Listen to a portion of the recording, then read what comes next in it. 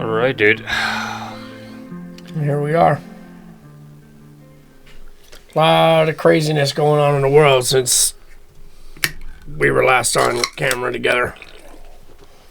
Well, I think this one we'll keep it on one subject, and I think we'll do a different ones later about anything else like music or whatever.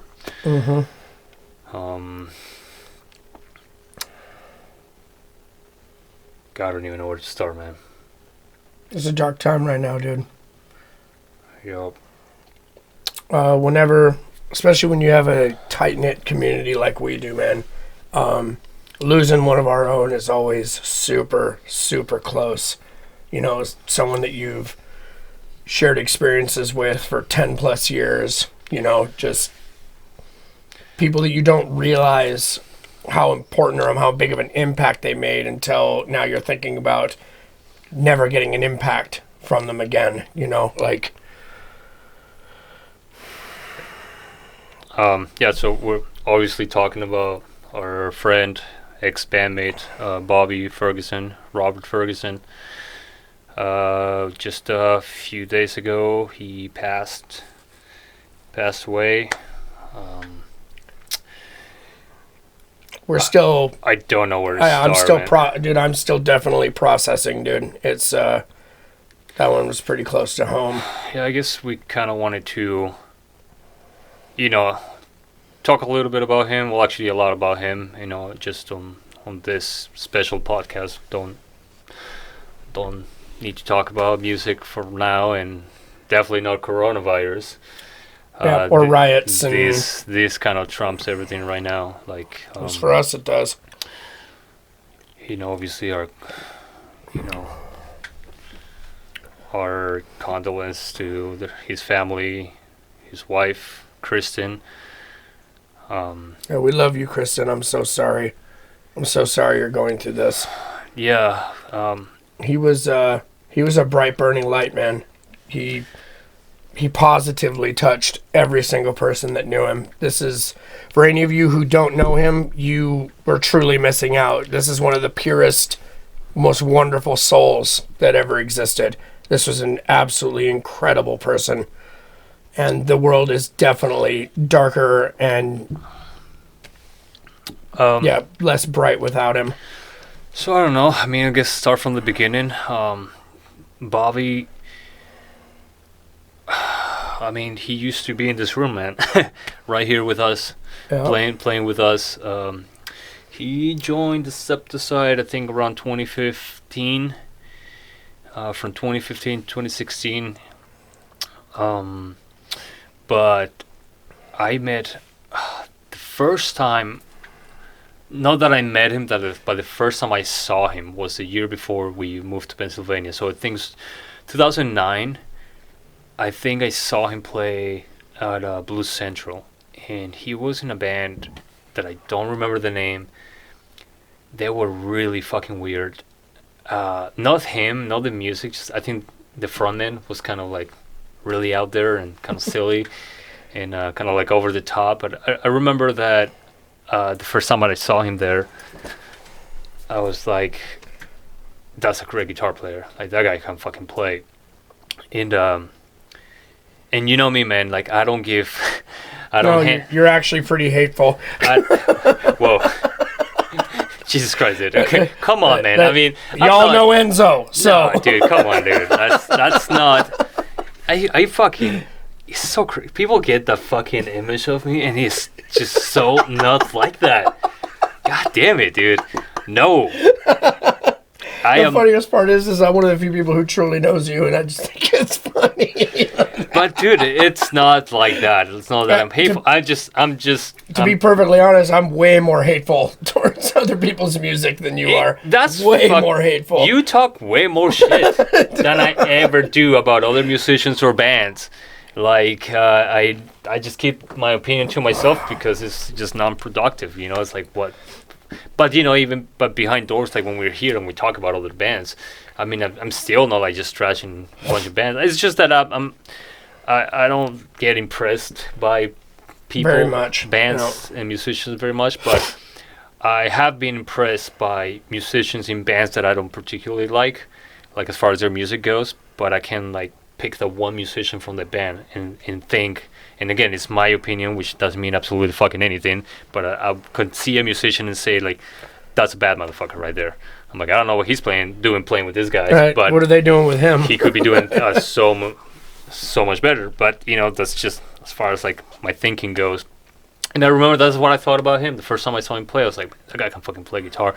Not only he can play, he's super clean, but he just had the stage presence that you can tell that he really fucking enjoys being on stage. And for me, that's always been like one thing that I Look for actively. Look for it, like, you know, there's bands that are really good, but the musicians are just on stage, just kind of like stationary, or like they're just kind of like doing a job. They're Look like you're not enjoying it. Yeah, he just looked like he really fucking enjoyed what he did, and that was, you know, that was pretty much it. Then when we moved back to Pennsylvania in 2010, I moved back in December 2010, so basically the next year, 2011. The next time I saw him, he was in a band called the Red Menace, and that band name I did remember because I was like super impressed. I really liked the fucking music.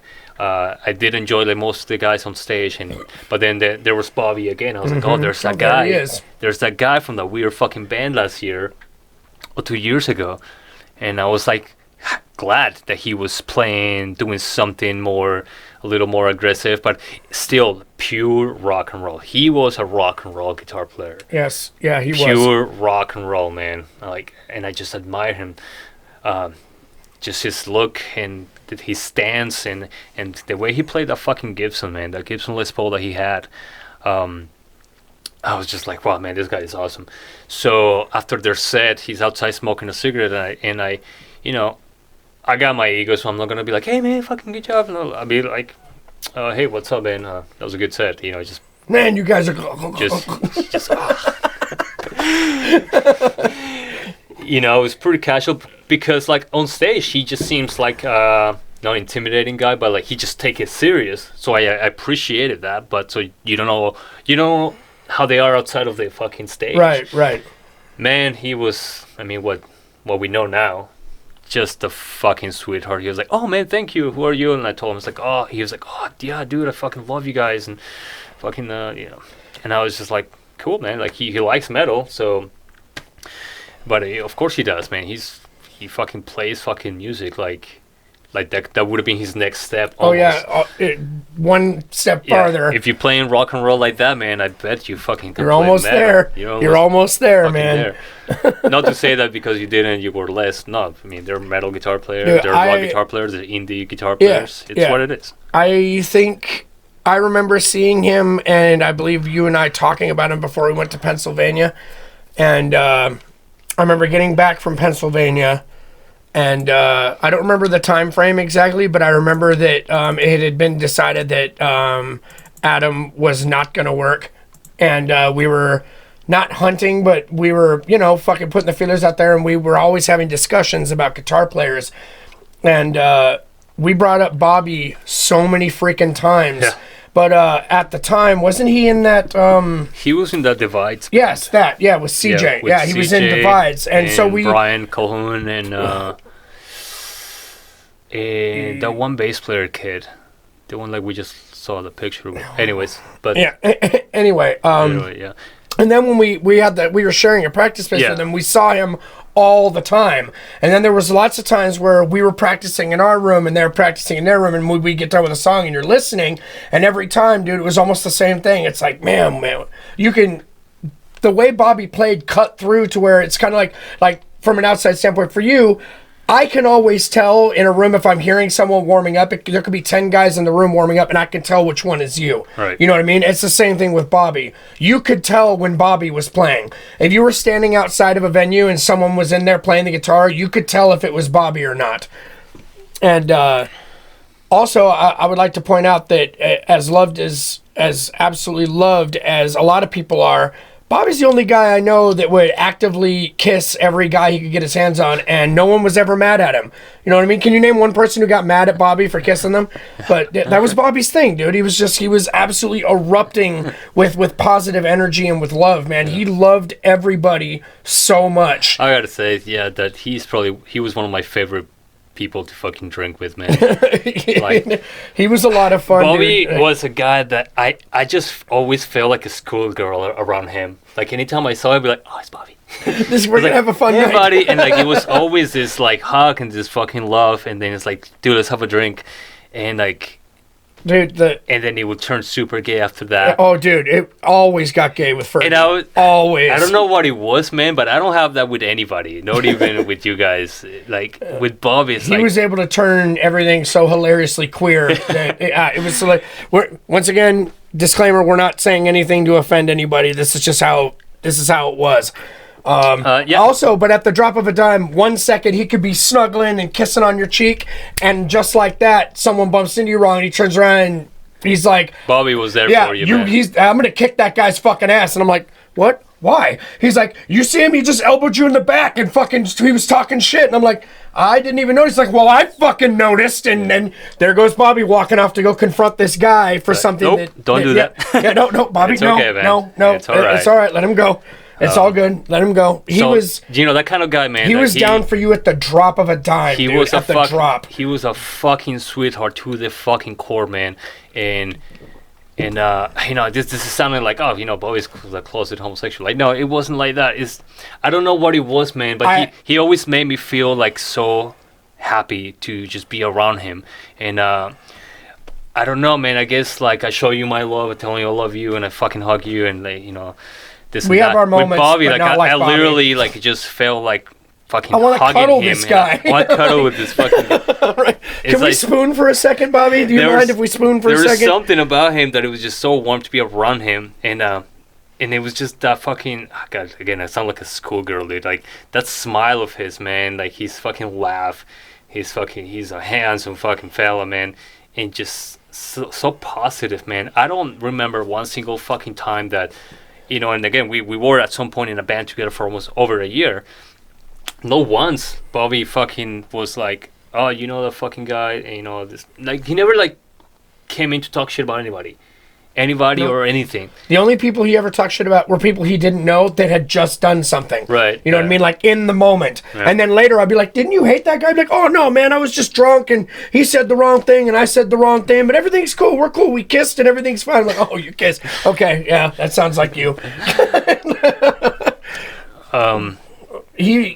He just had the ability he had so much positive energy radiating from him that any room he stepped into was now glowing with Bobbiness, if that makes any sense. Like, any room he was standing in was absolutely filled with him. Yeah, nobody ever went like, oh, great, Bobby's here. Who the fuck would say that shit?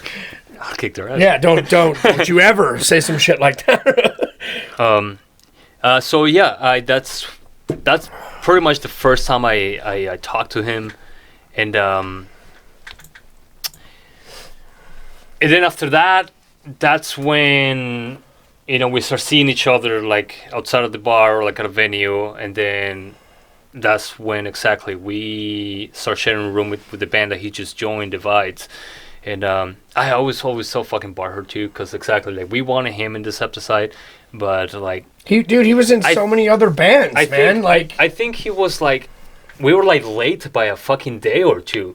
Then he was like, "Oh, I'm just gonna join Device." I'm like, "Why would you do that?" It's like fucking. But at the same time, as the type of guitarist you are, you get it too. Like the longer you stay stagnant, the harder it is on you. The first chance he got, he was like, "This is a good band. I'm joining. Yeah. I want to play music." You know. Right. It was always pretty odd to me that he joined that, but as soon as that was done, but you know, like.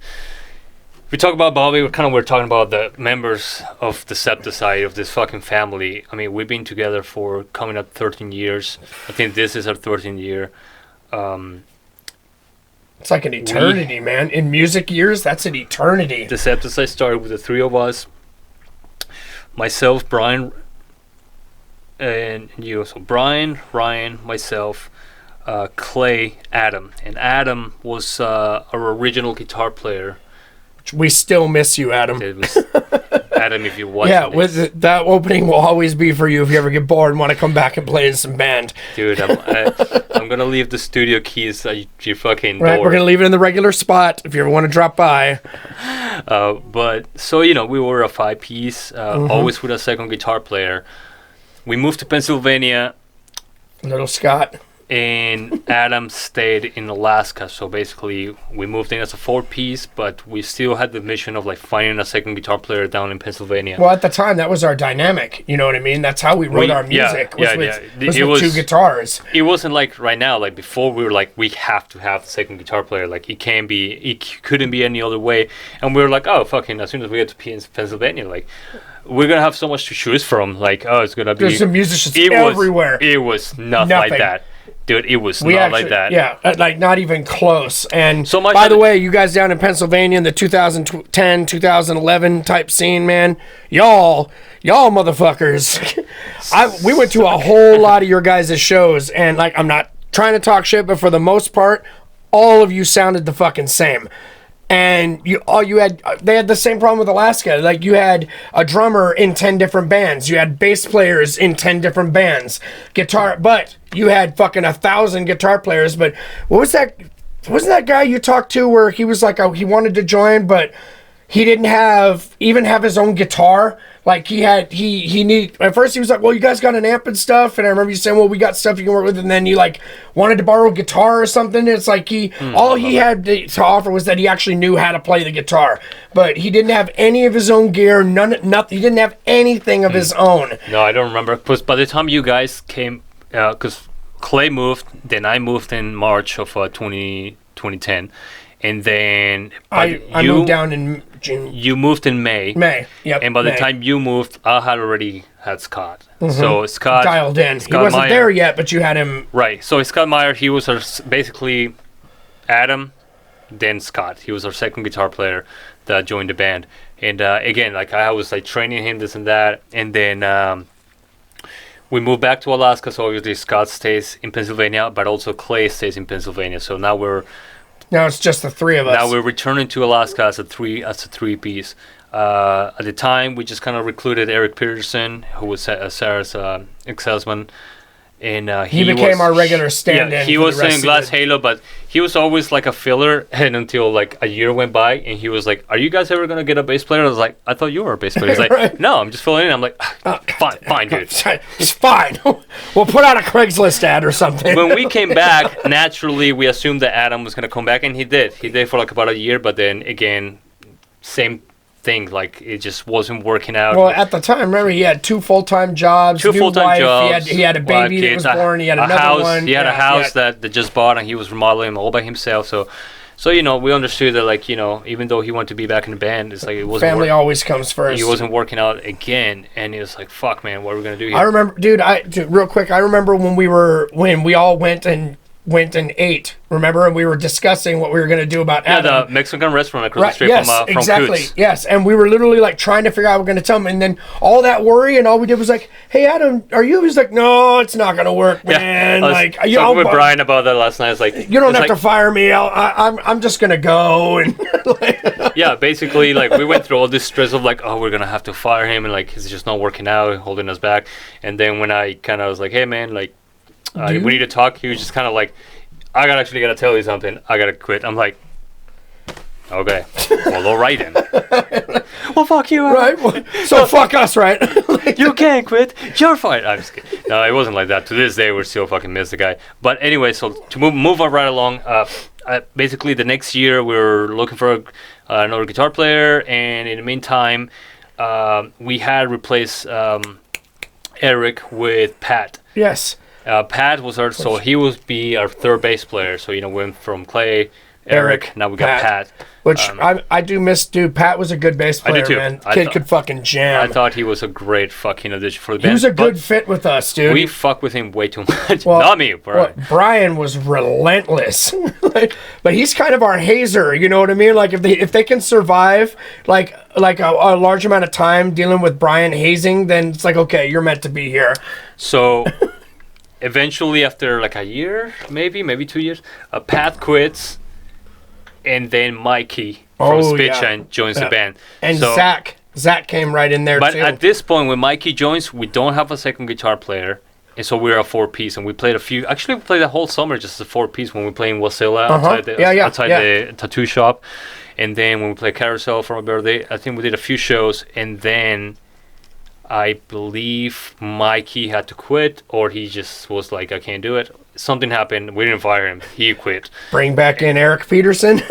I think that's when Kevin joined. Like as soon as I'm almost positive that we had Eric for a little while there after Mikey left, but I think it wasn't like he joined the band and was practicing. I think we had him for a couple of shows. Dude, I don't think so. I think after we came back from Pennsylvania and Eric rejoined the band, he played with us for like a year, and after that was it. And I'm pretty sure that when Pat left, we didn't have a second guitar player already, so we were already playing as a 4-piece because Adam had left.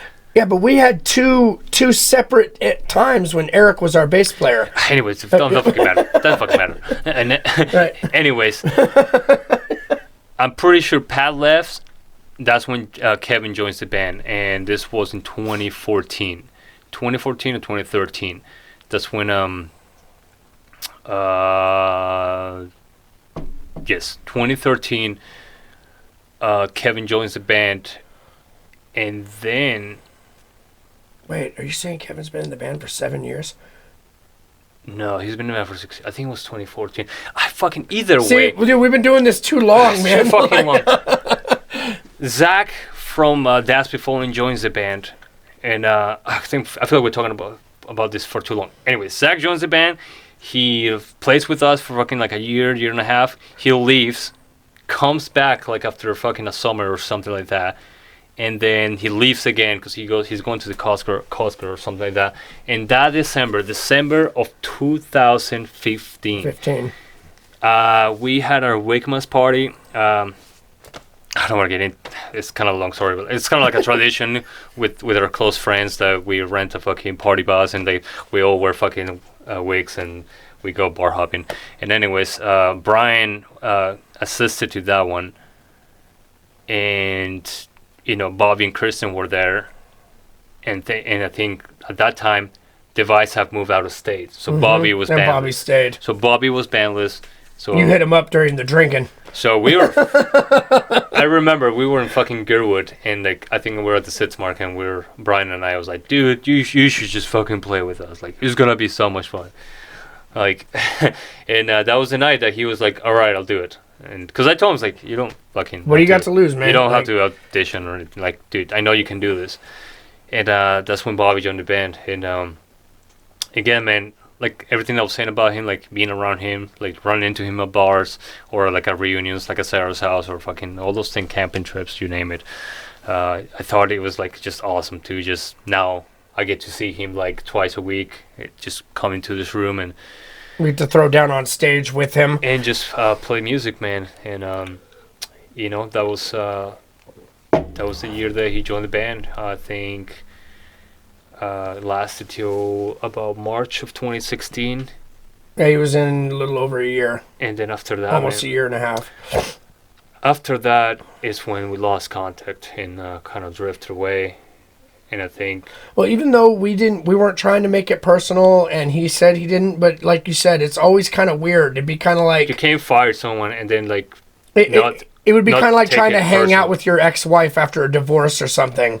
Like it's not that bad, but there's that stigma around it. You know what I mean? Where it's hard to draw the line between professional and personal. You know what I mean? Because music is definitely not just professional. You know what I mean? It's very, very personal. Yep. When you bring in band, like you said, man, like he was one of our brothers. Like he was one of our brothers. Yeah, man. dude. Like it was like if anything, it was like kicking family out of the house. You know what I mean? And yeah, it was. And what do you think is happening right now? Is that scenario was kind of fucking. Oh, it's eating, man. It's fucking eating me up right now, man.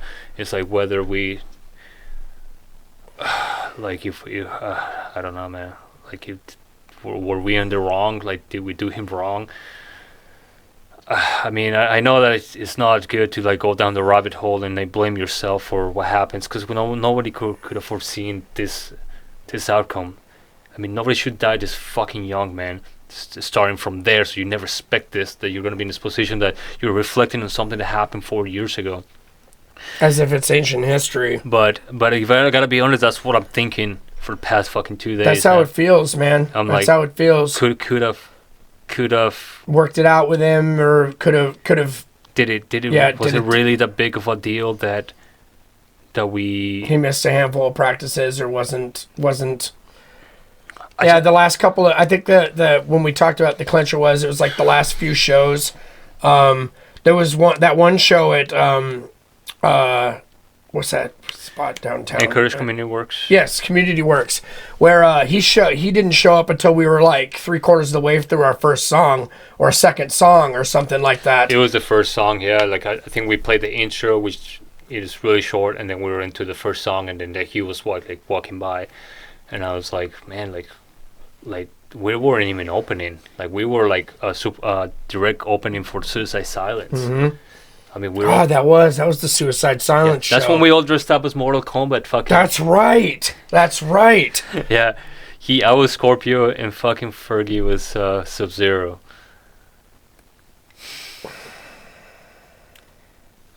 It's just like it's kind of hard because I don't want to just talk about. I don't want to talk. Pieces. Yeah, I don't want to talk about him in a negative way. But it's kind of hard to talk about how he was in the band, because people gotta wonder, well, then what happened? And I don't. You had to fill in some backstory a little bit. It's just I'm not trying to be like, well, he wasn't doing this and that, because right now none of that fucking matters. And right now it's actually the opposite. It's like right now I'm fucking rethinking Then did we fucking jump the gun? Then did we fucking took it too serious? And the answer is probably yeah, because I do take this serious. I do take this band serious. I know one of the things I was talking to Brian last night is well, fuck, man, what are we doing? What are we trying to do? We're not doing shit besides just fucking having fun playing music. So why did we fucking even take it that serious? I'm like, I don't know, because I take this serious, period. It's a hobby. It became a hobby, but we've been serious about this since we formed, man. I'm not only I'm not happy if I'm not playing music, I'm not happy if there isn't progress. I don't like being stagnant and forward momentum. If we can't kick this ball forward, dude, I'm not fucking happy, and I will look around to see what's making it fucking not move, and I will fucking call it out. And it's not a fucking personal thing. I mean, I would want you guys to tell me, hey man, what's going on, man? You don't call out practices anymore. We don't have any shows going on. Are we still doing this? And you guys would have every right to call me out on it, because you guys know that I'll fucking handle all the practices and all the shows. And if I just fucking disappear, you guys would have every right to come down on me, be like, what the fuck? What are you doing? Yeah. Okay, are we still playing Decepticide or what? Yeah, are we still a band? And yeah, so I take this thing serious, and I think because I do take it serious. Not that I took it serious, but I take it serious to this fucking day. Is that Decepticide right now is a 4-piece, and it's been a 4-piece ever since. After he was out of the band, I just couldn't picture myself going through another guitar player. Teaching another guy the songs. I've had it. I just had it. And I was like, I'm gonna start writing music in a way that is good enough as a 4-piece, meaning I'm not gonna be writing riffs that have a bunch of harmonies, because there's not gonna be a harmony. So I'm just gonna write heavy riffs that sound really good and full on a live show, and that's how we've been writing music in Decepticide. And if you look at it, just not just the sound, of course, because it's one guy now, but the way that we write now is vastly different than we did previously. Right. So here's what happens next. That's it. I don't hear from Bobby. I don't see Bobby, and the thing is that if I don't know what happened, because if they would have at least still come out to shows or come out to our friends' reunions. I know that it wasn't that they just completely disappeared, and I know that I assisting to like some of our dinners or parties or camping trips that our friends and family tree have. Maybe they were there and I just wasn't there. I just felt like if I would have ran into them at least once, twice, we could have like rekindled that fire and just be at least be close again. Because I had so much love for Bobby, and I can't even begin to start talking about Kristen. God, she was like my fucking. You remember Rob and Brandy? Mm-hmm. There was a show that Sarah was having in Sultana in 2011 or 2012, I think 2012, and I went to the show, and Kristen and I were just hanging out together, and I met Brandy that night at the bar. I think it was the Hooligans. Yeah, Hooligans is the one. Oh, you were there. Yeah. Remember? Yeah, that was that show. Yeah. Cheers. Cheers. That's right. Brandy says something to us that it was like she basically said, because she's kind of into like the energy thing and the chakras and the all of that. She says something like, her and I have known each other for many lives before this one and something like that. And man, that was like spot on, because with Chris and I always felt like I just knew her for so long, and yet I didn't know her for that long. What I'm trying to say is that when I met Kristen, she was such a bitch, man. She, not to me, but to everybody else, man. And I saw that, like, I was like, man, she was fucking ruthless, man. But she was always fucking not that mean towards me. Yeah, she was nice. I'm not saying that she wasn't fucking completely fucking pleasant and wonderful, friendly, because that wasn't her MO. But for some reason, her and I just click from the beginning. So Kristen was my absolute fucking best friend for a long fucking time. So when she gets together with Bobby, it's like, dude, my two favorite fucking people, and I just fucking have so much fucking love for them. And having that relationship just fucking break right now, it fucking breaks my heart. That because right now all you can do is like, I could have maybe reached out, even though like things didn't end up well. I could have fucking done something. One message or one call. Not to prevent what happened. Like, again, nobody could ever foreseen that. That's fucking life. Yeah, but at least my relationship with them both could have been. I feel like I could have repaired.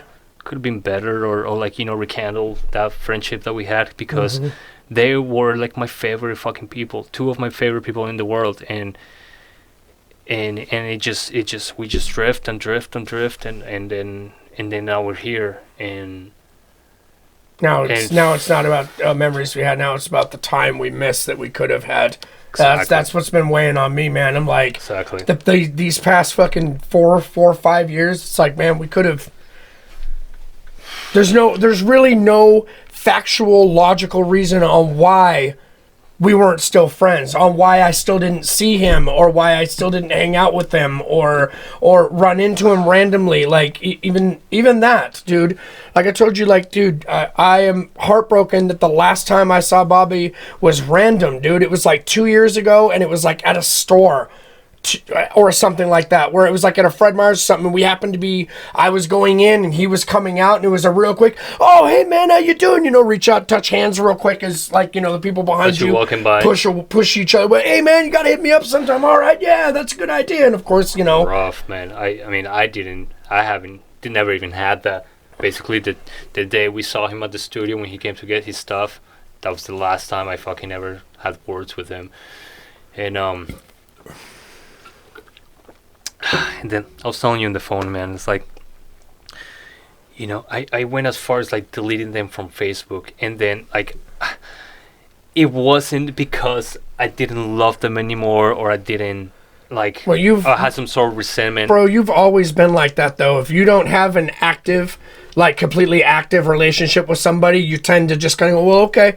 All right, like, but I've seen you remove and then add people 2 or 3 times as they float in and out of your life, dude. I've seen you do it. I'm just the kind of person that don't like keeping like 1,000 fucking friends list on my life.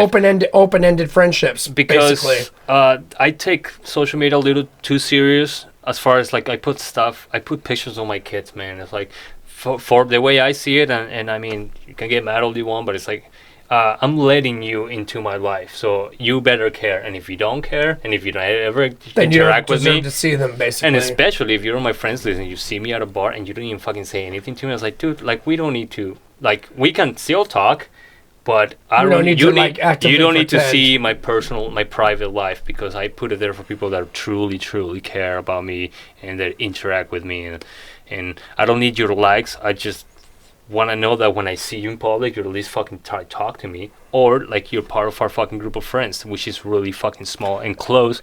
And our circle has gotten quite small too. In the past I have plenty of friends on my dude. social media that they don't fucking like. They're not like liking or commenting my pictures, but when I do see him, they're always come and have a drink with me, and then we have a conversation. So it's a real relationship. And I felt that after all those years that we just kept drifting, and I was like, well, we don't have a relationship anymore. We're becoming nothing, and I'm just the kind of guy that when I go on a fucking cleaning spree, I just be like, haven't talked to them, haven't talked to you in years, haven't talked in years, and I don't do it in a way to where like I'm mad or like anything.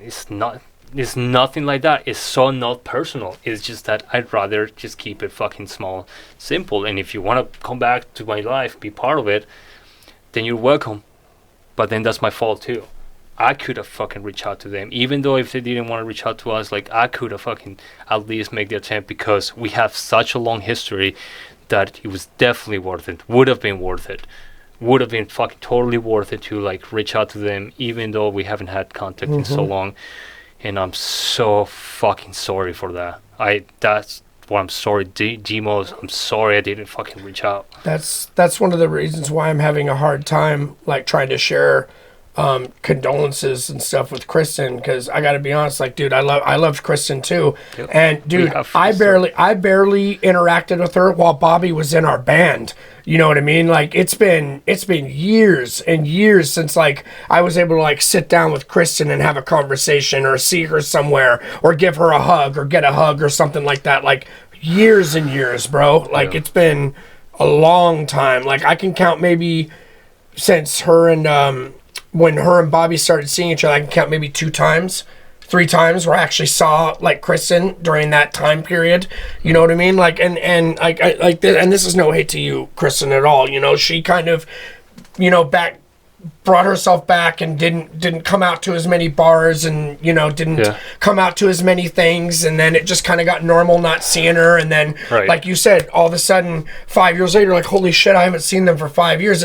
It's basically how I feel with Bobby. Like now that we're in this situation, I'm like, Jesus Christ, has it really been like 2 years since I saw him? And even that was a random thing. Before that, it's like, what, 4 years? You can't even count 2016. Yeah, dude, 4 fucking years. March of 2016. Since I was able to like joke and talk with Bobby and like experience things with him as like we're friends, like we were. You know what I mean? Because like you said, man, like he was so close to it. Even when he wasn't in our band, dude, he was so close in our circle and such a big piece of our lives, man. Like there's a core like fucking, I would say 10 people, you know, outside of, you know, the group, you, me, Kevin, and Brian, you know what I'm saying? There's like a good 10 people outside of that it like encompass our main circle, you know what I mean? And he was like one of the pillars of our circle, just like Kristen was. She was one of the pillars of the circle for so long, dude. I owe Kristen like are in with Sarah, and like my friendship with Sarah is thanks to Kristen.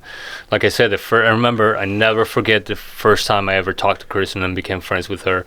It was a Coots show. I think it was the 36 show at Coots, and she was in the smoking deck with Drea, with Damien's wife, and I just, you know, I think she was in one of those little tables, you know, those fucking up tall tables, and I just kind of like stood there, I was smoking the same table, and I knew who she was. I mean, I knew she was like Sarah's friend, because like I've always saw them together, but she was cool. She brought up that she's seen me play before. I think she asked me if I was in Decepticide. She's like, yeah. She's like, oh yeah, I saw you guys play. I guess she was there at our first show, And we just didn't see her. In our first two shows, our first show was a paddleboat, second show at Carousel. And she was there, and she just gave me props for my band, and then after that we just. Anytime you saw her, it was chit chat, and we just bullshitted, and then I just noticed. This is what I mean. I noticed that anybody that would talk to her, that would come try to talk to her, usually would get. She would. It wasn't just shooting down. Dude, it was fucking humiliating, brutal. dude. Yeah, she was fucking brutal. I was like, dude, I watched a guy fucking walk over to her and ask her, hey, blah blah blah, can I buy you a drink? I remember her going, yeah, sure, why not? Dude comes over to her with the drinks, dude. I remember her taking. She would pass me the fucking She took drink. both drinks out of dude's hand, took both of them, handed me one, and then fucking said, all right, let's go, and walked away. And I'm just like looking at this guy like, dude, like, yeah, I gotta go. Like, I'm gonna drink this. I'm sorry, man. Yeah, sorry. That's her. I mean, it's just that's what it is. Dude, I remember another time where we were at one of the house parties, and Kristen came up to me and she's like, "I'm fucking hungry. We should order pizza." And I'm like, "Okay, well, like, I'll chip in. I got pizza. Yeah, but I don't want to share with everybody." She's like, okay, dude, we met her in the driveway of the house and took the pizza she ordered down into the freaking laundry room and sat in the laundry room with the door closed and ate pizza by ourselves. Her, me, and there was like 2 other people there. I think Crystal was in there and there was one other person in there. And she was just like, I'm not sharing with everybody. And like, dude, we ate pizza while everyone upstairs like was all talking about. I thought we were ordering pizza, and Chris is down there snickering about it, hearing them with pizza in her mouth, and I'm just like, God, this girl, dude. Dude, the whole drink thing, dude, that would happen all the time. She would just pass to her friends, man, be like, okay, thanks, and just, I'm like, God damn, dude, that is fucking. Which is so crazy that her and Bobby worked out so well, because they were such polar opposites, man. Bobby Not really, man. I think that's the thing why they got married. I mean, I actually felt like they were tailored for each other. I mean, I don't know how good that is at the end of the day, but it was like, of course you guys are together. It's like 2 fucking people that are just fucking awesome. Larger than life. Yeah, like Kristen, just again, man, I fucking loved the girl for so long, man. Like, again, my best friend. I remember when my daughter was born, when Salem was born in 2010, when we were in Pennsylvania. Yeah, all of us were still down in the States. And then I flew up here when my daughter was born, and I was going through all that, and it was like the worst. I mean, hate to fucking say this here on camera, I know, but. The birth of your child should be the best experience of your life. Well, that wasn't for me. I'm not gonna get into detail on that, but it was a pretty fucking hardcore experience for me, and she was right there with me, man. Like, I was fucking calling her and talking to her about it, just crying on the phone, like, fuck, dude, like, I'm going through this, that. Okay, even my wife also, like, which is funny. They should be friends. They should be like best friends now, because like both Kristen and my wife at the time. So at the time, like, when Stephanie and I were just like friends, and we're just like still only had contact through like Messenger or whatever. I remember you telling me when you got back down to Pennsylvania that you had kind of reconnected with her, and that you and her had been talking. I mean, so like we so yeah, 2 people that besides you guys, you and Brian, obviously, that I was reaching on. I was telling you guys what was going through. There were people outside of your immediate brothers. Yeah, my wife and Kristen were like 2 other people that I would just like call and just start crying, like, fuck, this is happening. Like, I don't know what I'm gonna do. And at this time, in that time, 2010, Kristen was down in Laredo, Texas. Yeah, she wasn't in Alaska anymore. But anyways, again, back to my friendship with her, it's like it was that strong. That in the moment, the most important time in my life, and the most traumatic time in my life, like, she was part of that to help me like get through it, And when she came back to Alaska, or came to visit, and then kind of got stuck in here, it's like I was so fucking happy that she was back in here. And then that's when she hooked up with Bobby, and then they were together. I guess just kind of wanted to talk a little of our experience about Bobby and his wife, Kristen, and It'd be really hard to talk about anything else currently, man. It's been weighing on me for 2 straight days, dude. It'd be really hard to talk about anything else. I wanted to give this a half an hour. We're already 45 minutes, so I figured that was gonna happen. It's just hard not to, talk about the good times.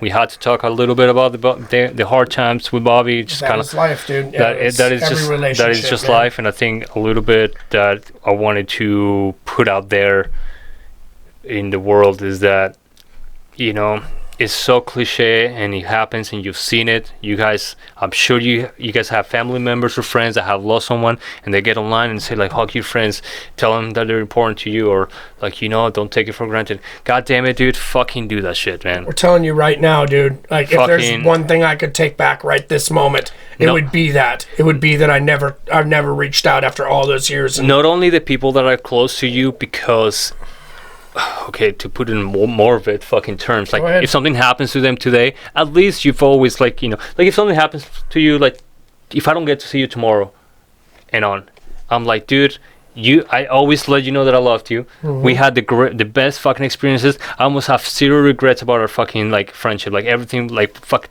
did it. But with Bobby, it's like it was a fucking awesome friendship that we had, and then we just let it slip away. He let it slip away. We both let the door slam and never tried. And now look where the fuck we are. So besides the fucking appreciated people in your life you have right now, fuck man, take a moment to think about people that were important in your life, and for some stupid fucking reason you're not talking to them. You just let it fucking like rekindle. Just reach out, man. Seriously, reach out. You're gonna be sitting there like we are here right now, fucking wondering. I wish I would have talked to wondering them. What the fuck happened, and why didn't we fucking reach out? Why did we leave it up to them to like? Well, they need to reach out because they're the ones fucking like no, like two-way street, man. It's always, man. And at least even if you can't rekindle, at least you can say that I reached out. I made the attempt. I tried to bring it back together. Yeah, and if the fucking first attempt doesn't work, man, because that's another thing, people are prideful, man. Fuck it, dude. Be relentless. Yeah, dude, just... Well, don't be a fucking stalker or a nuisance, but you can fucking always just, like, do small things, man. Just a fucking text like, hey, man, I hope you're doing okay. How's life? If you still have him on social media, man, dude, fucking give him likes to whatever they post so they know that you're fucking, like... You're watching, and then you care about what they're saying or what they're posting. And I know it's like, oh, social media, that's not real life. Well, dude, it's real life for a lot of people. Like, if I put pictures on my kids, and like I have friends that I barely see, and they give it a like or even a comment, dude, it fucking like it makes me happy because like they care about me and my fucking in my life. It's still a form of connection. It is, man. Keeps you connected to that person. This is the world that we fucking live in now, so it is fucking part of it. It is what it is, man. Like those things matter. There's people like, oh, fucking people fishing for likes, man. Like, so what if they are, man? Maybe they fucking need someone to fucking reach out to them and let them know, and they need to know that people care about their stuff and what they think, or like about their existence, period. I was just gonna say that, dude. Sometimes it's not about, oh man, look how many likes I got. Sometimes it's like, oh look, someone actually cares. Yeah. Someone is actually paying attention to me when I feel like a voice in the dark that no one is listening to. Absolutely, man. It's like I'm guilty of thinking that all the time. Trust me. I'm not here to say like, oh no, fucking like they just want to reach out. Like sometimes I'm annoyed about people that post about fucking everything in their fucking life. The moment they wake up, the moment they fucking have breakfast, lunch, dinner, the moment they find a fucking penny, man. And I sometimes I'm like, oh, God, dude, like, your life is not a movie, and it's not that fucking interesting. But then I gotta catch myself and be like, it's like on the flip side, they might not get any interaction, right? And they're reaching out, trying to get people to fucking. I'm like, maybe they're just so busy in their fucking life. They're so busy being a mom and dad, being fucking like at work, this and that they don't get to fucking like interact with with a lot of their friends that they do have in a fucking personal and a real level. This is their way to stay connected. This is their way to like fucking like maybe makes them happy and validated. That fucking like, dude, you're one of my best friends in the whole universe, dude. And sometimes you and I can go a few weeks where we don't talk on the phone or anything actively like that, but we still have a connection in a way to where no matter what, I always know you're there, dude. I always know you're watching. You always know I'm watching.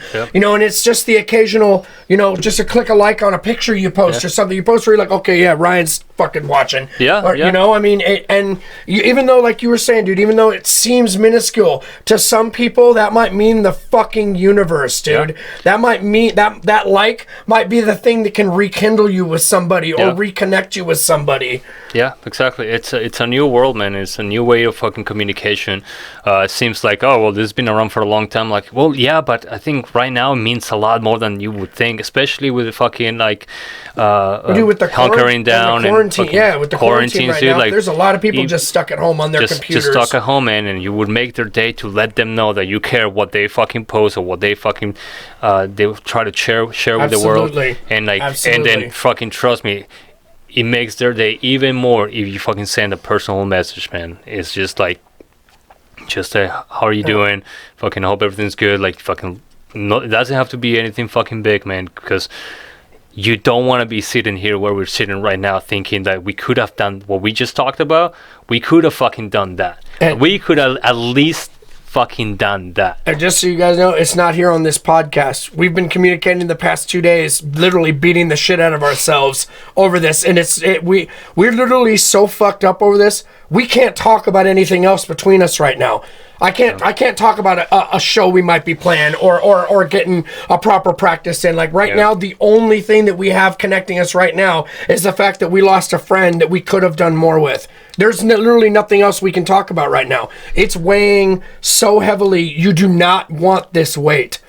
And even that, dude, like, I don't even know how to put this into words. It's like I had people, I've been posting pictures of Bobby and just fucking letting people know like who he was, because a lot of people don't know that. Yeah. And they're like, oh, I'm sorry for you lost. I'm like, don't feel sorry for me, man. I'm like, there's a widow right now that reach out. Yeah, use that this she's as probably a reason, feeling dude.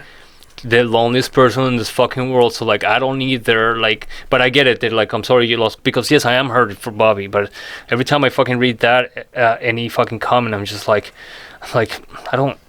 I don't need that. Yeah, there's one person in the world right now that she is crushed more absolutely than anybody in the world. Crushed. I'm just, but I get it. Thank you for the comments and all that, and the concern, because yes, we are very sad about that. But this isn't about us, man. This is more about Kristen.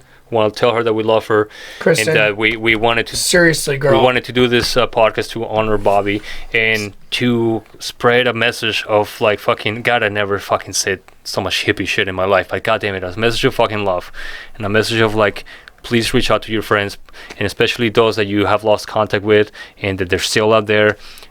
Look, man, you never know, and you never know. You never know. With all that fucking said, man, I think we're out. Bobby, wherever you are, brother, we absolutely love you, man. I miss you so much, and I just hope we run into each other again on another timeline, my friend. Everybody, seriously, we love all of you, man. Never, ever, ever, ever hesitate to reach out to us, ever. I am a super easy, susceptible person to talk to. If anybody out there, you ever need to talk, you ever need anything, please contact me. Please. Absolutely feel that my communication's an open door. Please reach out. Please. I will do anything I can to help anybody that's close to me. I can ask anybody that's close to me. I will never turn you away if you need me. Right, dude? Love you, brother. I love you too, man. I love you too. Bye, everyone. All right.